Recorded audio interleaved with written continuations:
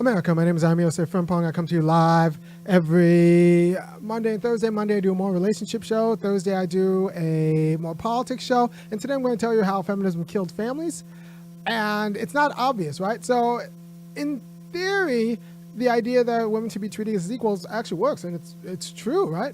But in the workplace, are we talking about women doing the same jobs? Women being roofers and HVAC people, at the rates of men, and working on oil rigs and all that stuff that men do, trash collectors, all that stuff, and all that stuff that men do. And insofar as they are, they should be. And insofar as we suppress wages that women do historically, but are still important things, we inappropriately suppress those wages, that should be gotten rid of, right? So we need to look at all forms of occupational segregation, and ask ourselves why women aren't doing these things and why men aren't doing those things, right? So those kinds of questions are actually healthy. Now, in the household, it gets a little bit tricky because it's not obvious what men do, right? So if you want equality in the household and you just pretend that men don't do anything except maybe provide a check that they get outside of the household, then if a woman has her, has enough money and doesn't depend on the man's check, then it seems like ripe for divorce. Why not? He's just dead weight. Get rid of that guy. What else is he contributing? If all men contribute, if all men contribute is equal and the same uniform to what women contribute in the household, then why not get rid of that guy? The problem is people who are socialized into gender actually contribute different things, right? So when we kick out men from the household in a gender normative household, in people who've been socialized with like severe gender identities, we actually lose what men as social, that aspect of household labor and thought and responsibility and activity that men contribute, which often is, like, in terms of raising children, it's actually structuring the raising of children, right? So it actually, I'm not one of these cats who think that mothers are particularly great parents. I think their mothers might be good mothers sometimes, but I don't think they're particularly great parents. I don't think fathers are particularly great parents either, as fathers. I think they have a structural advantage because at least they're trying to prepare kids for the world that they know, as opposed to mothers preparing kids for a world that they only hear about in a way that's a little bit dubious. So I don't think any gendered parent is particularly good at the job without the other. The problem is women who don't think, or the feminists who told women that there is no complementary there's no complementary activity that men do in the household, and then they're surprised why their kids are kind of useless. A lot of single moms are raising useless kids, and they're surprised why they're useless, or like actively pernicious. And the thing is, you didn't know what conventionally guys contributed to the household when you kicked out their father, and now their kid is without a father, right? And that sphere of education that conventionally men have, delivered into the household. You didn't think it, feminists told you that it doesn't exist. And somehow you got in the conception that all household labor was cooking, cleaning, and feeding and looking after kids as if they were brute animals. So if you just kind of, made sure that they were fed and cleaned, then you did your job, then nature would take its course. The problem is we live in an artificial world that was made often by men and that you didn't prepare your kid for, right? So you took away their father, then you took away their way to navigate the world in a very profound manner, and also casual about divorce. And if you can't trust, let's be honest, this whole idea of irreconcilable differences is as a form of child abuse with respect to children, because you're telling children that reason can't hold institutions together. We can't work it out. Like, reason can't hold institutions together. And if reason can't hold institutions together, why should they listen to any of your reasons? Right? Like, you're a living example that reason can't hold institutions together. So the kid's going to have a basic distrust of all institutional relations. Or if they trust institutions, it's not going to be based on the reasoning of those institutions, because you're realizing a model that says reason can't hold institutions together. So yeah, forms of child abuse, casual divorce is forms of child abuse all the way around. I've already done an issue about casual divorce. What I want to do this episode on is the contribution that conventional men have given to the household. And I'm not a fan of conventional masculinity. And I'm definitely not a fan of conventional femininity. Both of them I think could go to the birds. But conventional women thinking that they could raise kids without conventional men is what leads to a lot of useless kids. Because you were overlooking the labor and the risk and the activity and the education that was being dispensed by conventional manhood. And, it's not just that these conventional women who then get liberated and divorce their spouses, they can't raise girls, they can't raise boys, because this idea that women who are gendered with a strong gender identity as women can raise girls is just ridiculous, because women aren't honest with women about what it is to be a woman. And they can't raise guys because they can't raise guys to be men because they don't know what they haven't been in those spaces and the pressure in those spaces. And they can't even raise guys to be with women because, once again, women aren't honest with women about what women want. So it's just a disaster. And if you have a conventional gender ideology, I strongly suggest you stay married for the good of the kids, because parenthood is a full-time activity, and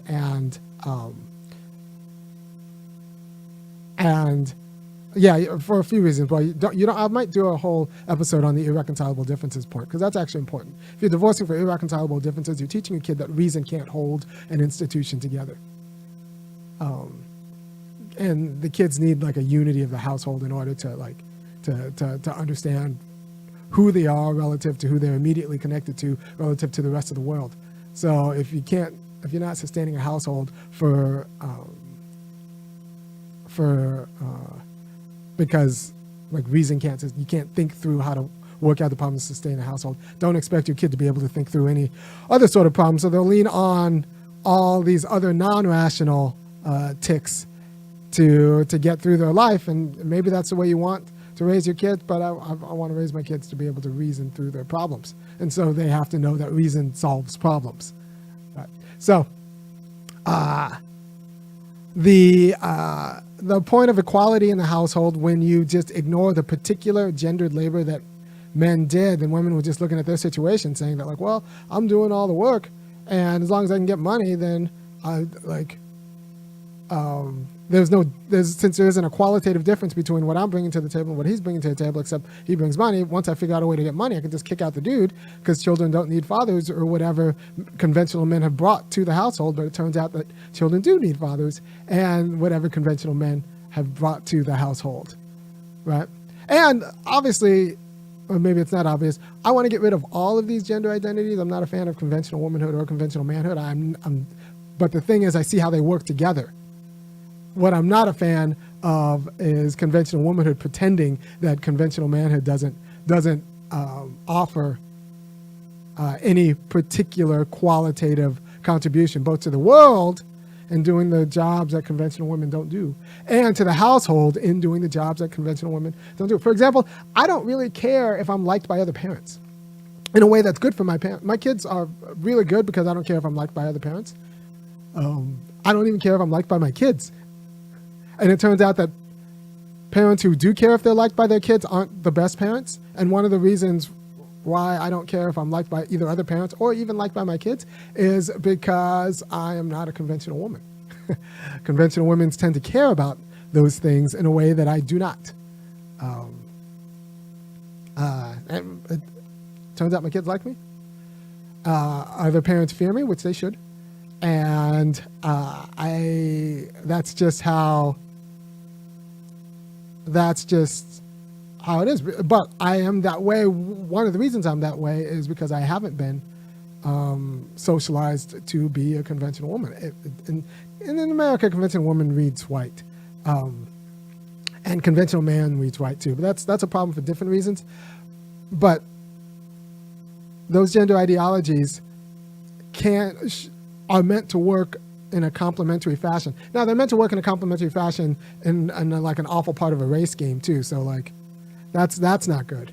But this illusion that conventional fathers, conventional men in the United States do not contribute to their household because all work in terms of household labor was done by women. And so if they can get the monetary contribution by conventional men, then they don't actually need conventional men. That is a form of child abuse. It overlooks the qualitative difference between what, even bad fathers, even like 50s fathers, Father Knows Best. The show was called Father Knows Best because, Ward Cleaver, is that? No, I'll leave it to be. Anyway, the dad was supposed to actually contribute knowledge if he didn't like vacuum. Like, he might not have vacuumed and done dishes, but he's supposed to contribute knowledge. So what happens when you kick out that father? Well, you get, a clean house with no knowledge. And then when kids ask questions, you know what they don't get at the end? Knowledge, right? And so a lot of good single moms feel like they did their job. They cooked, they cleaned, they kept their kids clean. They cooked, they cleaned, they kept their kids fed. But it turns out that they couldn't provide the knowledge that they didn't respect, was contributed by the father. So the kid ends up a problem or some variety of wastrel. So I'm going to hit the opening and then look at some of the people who I suspect are yelling at me at chat for saying what I'm saying. To the beat, y'all. Yeah. Sound good to me. Never change the ways for the world or the government. If I was the president, then I would state facts. You leave it up to me, I paint the White House black and it can feature in your front. To the beat, y'all. So if you're just coming now, the highlights are that we didn't know that men were contributing we didn't know that men had a particular practical contribution to the household in terms of raising children and even like the managing of the household in other ways. And so the discourse of equality conflated conventional women's work with conventional men's work and then just said all work was women's work. So what happened if women could figure out a way to get the monetary contribution that was supposedly contributed by men as a sole contribution to the household, then they didn't really just need men. So you had a form of feminism that just told women that, like, unless they really like the guy, they don't really need him. The kids don't really profit for them. If they can afford not to have them, then might as well just not have them because they don't contribute anything that you don't also contribute. But it turns out that conventional women only had a partial understanding of both the world and their contribution to it and their contribution to the household. And so you kicked out all these fathers, and now we're surprised. And now you're horrified by the idea that maybe your kids would have done better had you not kicked out their father, which is true, and it's your fault. But I mean, it's both your fault because, you filed the paperwork, but it's not your fault because you were sold a bill of goods. You were sold a bill of goods that you even had the disposition to do what conventional fathers did. Maybe by the time, you're in your 30s or 40s, you are so far into your gender ideology, you don't even have the disposition to do what really good fathers would do. You don't have the disposition to come up with like the vision and the plan and the discipline and not being liked by other people. That just might not be your cultivated disposition by now, except that's what children need. And under the ideology, it would have been supplied by the guy you felt casual kicking out because now you don't need his money. So you kicked him out because you don't need his money, but it turns out he would have been contributing other things that you didn't think were important at the time, but it turns out your kid could have profited from. Right? So this partial understanding of conventional gender roles in the household led to you making bad decisions about what your household needs. And just like we have a partial understanding of conventional gender roles in society, we don't really have a worked out understanding of why women don't do some of these dirty jobs that men do on road crews and stuff. Like we don't really, and the quality of attitude and disposition that goes in to being willing to do some of those dirtier jobs. So we can talk about equality, but kind of paper over the fact that we're not talking about some of the harder jobs that, you know, women don't want to do, right? And there's this assumption that it's a complete inverse in the household, that it's men who don't want to do the harder jobs in the household. And it's women who are already doing the harder job. So if you just kick out the men, all you'll get is like the easier job of whatever they contributed to the household. But it turns out, what if they were also contributing the harder job in the household? Just, you know, not the obvious one. What if, like, you know, a lot of people out there, kids could have done better with a father. And you just didn't think that the father's contribution was important, but yet you didn't understand that you were socialized in your gender identity as a woman, and that only gave you a partial view of the problem and the work. Right? Nobody's stupid enough to say that children don't need their mother.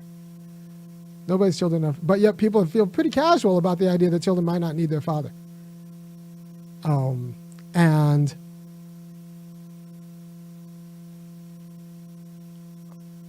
yeah, I think that's a pernicious identity that's a pernicious ideology insofar as we're not honest about the gendered work and expectation that goes into like raising functional kids. And so we assume. And, you know, this is different because this changes from ethnicity and culture. Because, like, you know, women in the United States, even if they're from other places, are different about this. American women are really ridiculous with respect to the hypocrisies and not being honest about the entitlements that go along, because American femininity was infantilized so that womanhood got associated with needing to be protected from, honestly, black men.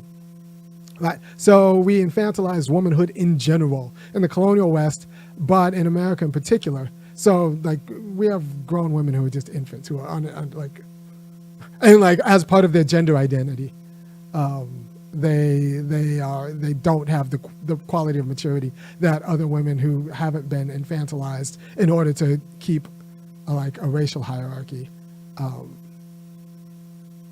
So that's one kind of problem with feminism in the United States context. Our women have been particularly infantilized because we needed a class of people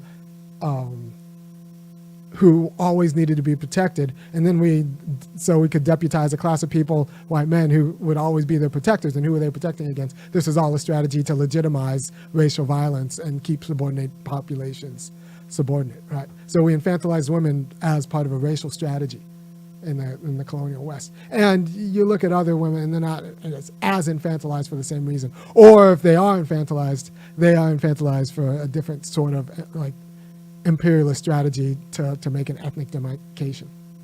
Right. So, and if you're aspiring to womanhood, that means you're kind of aspiring to the quality of infantilization. There's no reason for any woman to expect their husband to make more in today's economy. You're expected to be an infant. So make more money outside. There's no, that's, so there are complications in gendered aspirations in the United States, and that makes the feminism bullet bite even deeper, because we have infant women who have been infantilized in order to, as a part of their gender identity, then taking care of kids who then treat kids like puppies, and then are surprised when their kids magically have ADD or magically have some sort of other diagnosis or get some other problem, which comes down to just you were just a bad parent, and you just thought you confused being nice with parenting. A lot of teachers confuse being nice with teaching. A lot of parents confuse being nice with parenting, and then you're surprised when your kid's useless because you never actually took the job seriously. Or you didn't even know what it took to be the job seriously because you were infantilized. Or you're raising your daughter to themselves be infantilized, but then you're annoyed by them because guess what? Infant girls are obnoxious. Or you have no idea what to do to your son, so now you just give him a diagnosis and a bunch of pills. So like I've seen all of these kind of play out in America and it's all kind of governed by the notion that women as parents know what they're doing, and whatever contribution the toxic male was, whatever ideological contribution the toxic male was giving to the household was not actually relevant and important. But it turns out that there was an alchemy that made functional households. I'm not pro infantilized femininity and toxic masculinity making a functional household. But I'm also not pro like the infantilized woman just deciding that for her own liberation, she should just kick out the toxic male that she like got impregnated by and now screw up their kids. Because I'm just not convinced that infantilized women know enough to be good parents without the other part contributing. The male contributing. So I hope this has been useful. I hope this has been